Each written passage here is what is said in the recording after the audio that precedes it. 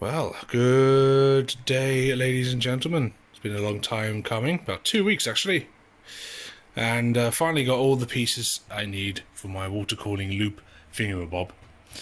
And yeah, this was the one thing that took the longest, a CPU block, and it looks awesome. That's why I was willing to wait a long time for it, as you can see. Very cyberpunky with the lines and stuff on it. And just check that out. I can probably call a bloody Threadripper by the size of it. I hope it fits. It should fit. Oh yeah, it'll fit. Very nicely, in fact. So yeah.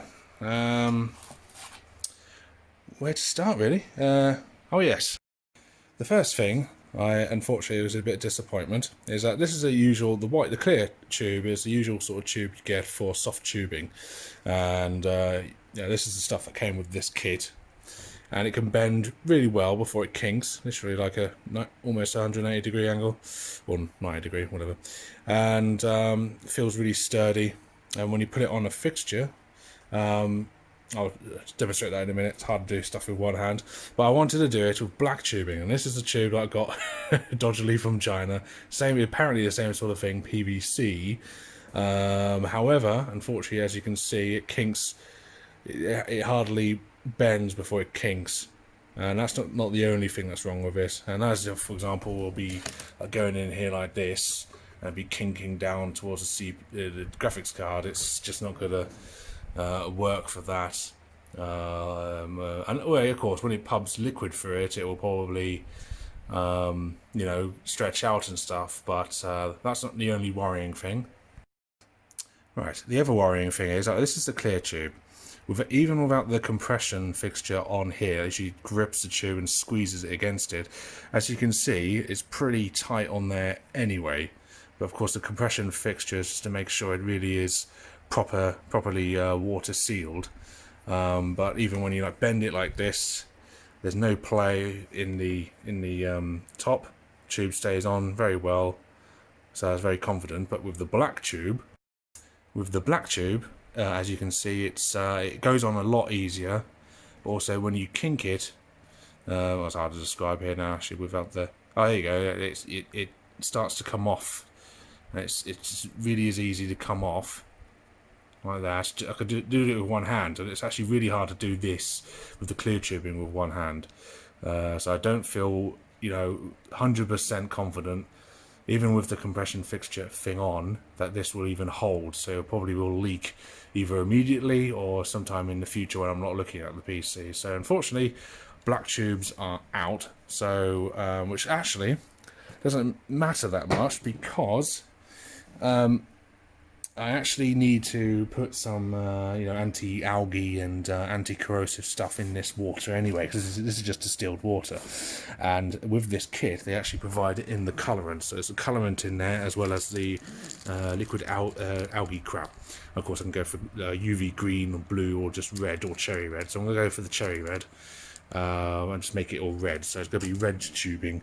But I'm aiming for this to be a low profile water cooling loop anyway, because I don't want it to look like the inside of a human arm. I want the actual pieces of the PC to stand out more than tubes being everywhere. That's just how I prefer my build to look. But of course, we have to see how that goes. And unfortunately, I thought I do have, I don't know where the hell I put them, 220mm Corsair fans, literally just like this one here. I don't know where they went, so I'm going to have to probably stick with these cheapo things anyway to start off with. I think they glow white, so hopefully they can just not glow white. Oh, there's no RGB. Okay, that's good then. So yeah, well, it doesn't really matter anyway. But a bit of a pain in the ass, but never mind. Yeah, and I don't know if I said this, but this is the EK block for the graphics card. That's going to be the biggest change around of this build. So let's get started, I guess. Really could have done a better job with covering the processor with thermal paste. Even though, yeah, the important bit is to cover the middle, but not much on there. Well, there we are. But I actually know the best way to apply thermal paste onto a chip, but I learned that after, of course, I put the Kraken on there. which I'll show in a bit. So yeah, that's pretty much the best way to apply thermal paste for Ryzen chips, even though I should have made the X a little bit bigger. But the idea is when you squish it on, it completely envelops the entire CPU. So yeah. Oh, that looks sick! And of course, no more problems with the tubes pushing against the RAM. So now all that's nicely spread out. Sweet. Alright, backplate off, finally, because I had to fucking hunt and high and low for this damn fucking screwdriver, and it was in my car all along. Oh, but have you? Look how populated this PCB is on the back. That's a backplate there, you see. Damn. And there it is. I kind of went overkill with taking this off. I actually took it apart in half, not realising that the reason why the thing was stuck on is because of these thermal pads. But look at that PCB. Can't get more populated than that. And the only thing cooling this was this little stupid copper block. No wonder why it was overheating all the damn time. I had to underclock it so it wouldn't throttle into high 80s. Usually most aftermarket AO things have like double this. It goes along the entire space of the card and thicker. Blower fan motors, they are cack. But anyway, yes. Ah, it's gonna look sick. Pretty sure. And just double checked it, 'cause this apparently fits like not just the 2080 Ti but the 2080s and 2070 Supers, and it looks like it will. You know, imagine that like that flat down. Yeah, happy days. Good thing about this old piece of crap is that I can actually use the layout here to cut out these strips to place on there or there, but it'd be best to put it on the actual thing itself. Ah, now for some cherry drink. Yay. Ah, and there it is, all water blocked up. It's looking sweet. One of the reasons I liked this water block is because you actually can see some of the PCB through it as well. And of course it lights up. There's a quite a nice backplate as well. Just black. Black.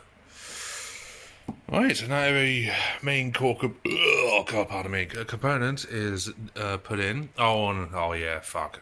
I actually found the two other fans when I was hunting for the my scissors, so I'm going to have to take the front two fans off here, and then take the radiator out and swap these fans over. And then it's literally just plugging it all up with tubes. Ah.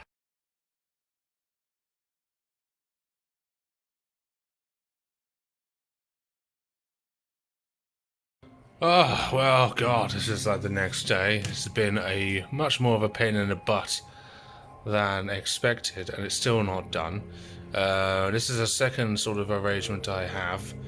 The first arrangement was, well, basically the radiator was in the bottom, and the reservoir was literally on the floor there of the PC, and it just was, you know, not cooling sufficiently, as well as,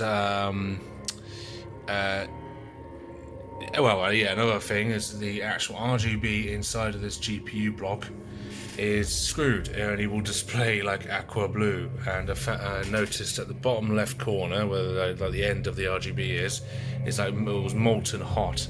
So obviously there's some sort of short in there, so I'll have to at some point well, either replace that or I'm just going to chop it off because it's no point being in there. So yeah, a bit of a pain in the ass. And also another thing, it's not as cool as I would imagined. I actually have got my 2080 Ti up to stock, just playing some Frostpunk here at the moment, and it is 74 degrees, which, you know, is not too bad, to be honest, at stock. The CPU is bouncing up and down between like 15, 60 when not much load at the moment, which is not that good either. But luckily with this arrangement it's actually stable at this temperature. With when the radiators on the side, it was just not, it was kept on rising into the 80s. So what I've decided to do, which I should get in the next day and a half, is I'll get another 360mm radiator that I'll put onto the front of the case, and I'll put that into the loop. So that should really improve temperatures, I would imagine, as well as, of course, as you see, some fans here, and the strip here is not on because I haven't got enough splitters for the RGB-ness. So I'll, and of course, got 3 fans to go onto the radiator, and some splitter cables to make it a lot more easier to manage. So yeah, not the most easiest thing ever, and certainly not the cheapest either. But should hopefully get this resolved soon. So see how that goes. Well, hopefully the final time I'm now gonna, work on the water cooling loop stuff, because everything's now here, and now this is the Corsair 360mm radiator, the thin one, but with 3 P12 Arctic high airflow sort of radiator specific fans. So yeah. Right, it's now on the copper block this time, so there should be no galvanic corrosion. Right, finally, hopefully, almost done. I literally just filled the loop at the moment. Well, filled it to the point where it can run like this, but now I just need to air it and whatnot. But the new block is in, a copper-based block, not an aluminium, because the other one, it was an aluminium one, and I'm a retard because I've got 2 copper, now I've got 2 copper radiators and a copper nickel-plated CPU block, so aluminium is not going to like that. And but this is a pure copper block, as you can see. So hopefully no more galvanic corrosion, and also I've got a proper coolant for it, so that should also stop algae and that building up over time. And also, as a precaution, as it only was like 5 or so quid on eBay, I got a silver wire as well, because people also like to just do that. It seems to be dampening air flow, so I might just dump that in the reservoir actually. Fish it out in a minute. But that also kills algae and stuff as well. People will do either one or the other, but I'm thinking, fuck it, let's do both. And now it's going to bleed it, and then of course eventually put this on top. Wow, it's been quite a drama, I have to say. Yes, in a sec. So I'll see if I can do this and video it at the same time. But this is how you bleed a system. You have to tilt your PC in all directions. You might see it. Some bubbles and that pop out. I've still got a few bubbles in the GPU block. There's probably quite a few in the radiator as well, but quite a few bubbles already went this way. Let's try and do it the other way. Oh god. Yep. Now the other way. Tilt it this way.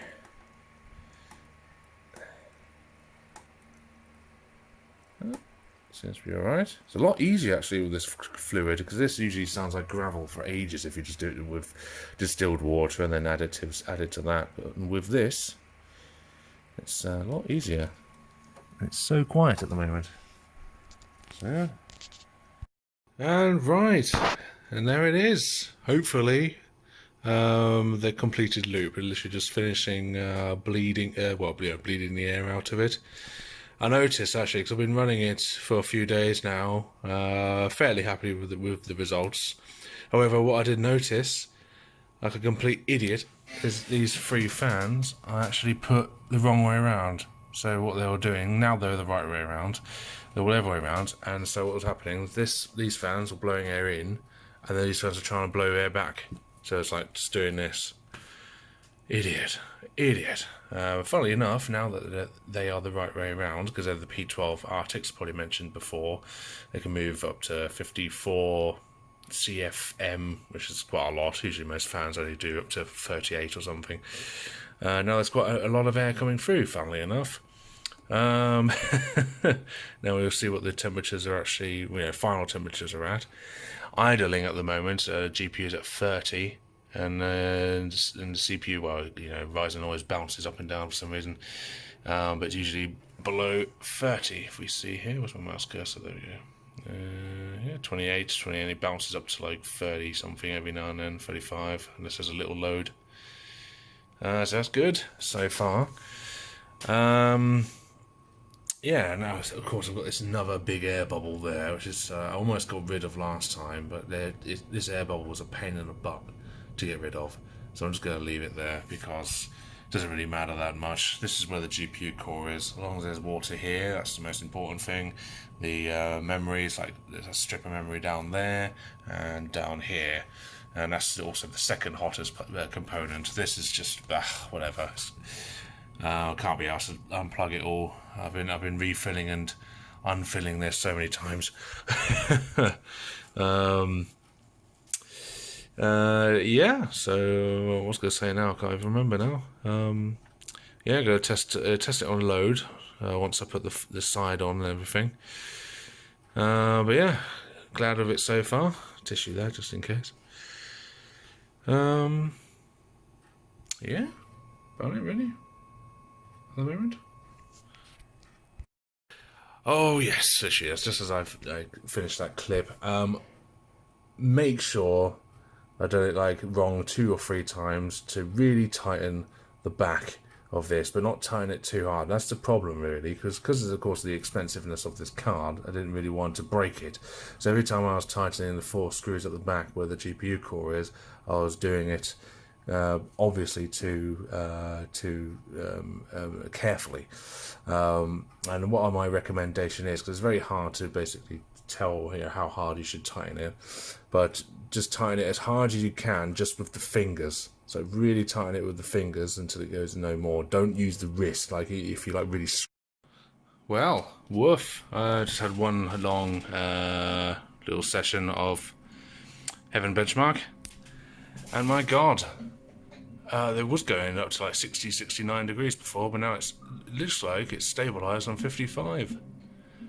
That's insane. That's so chilly. And the CPU is at 47 or so. Wow. Now that is cool, because it would be like 83 degrees about now. And it's a mild overclock as well. Relatively mild anyway.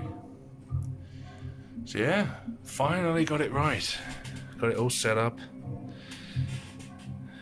And my god, what a pain in the butt it was. Yes,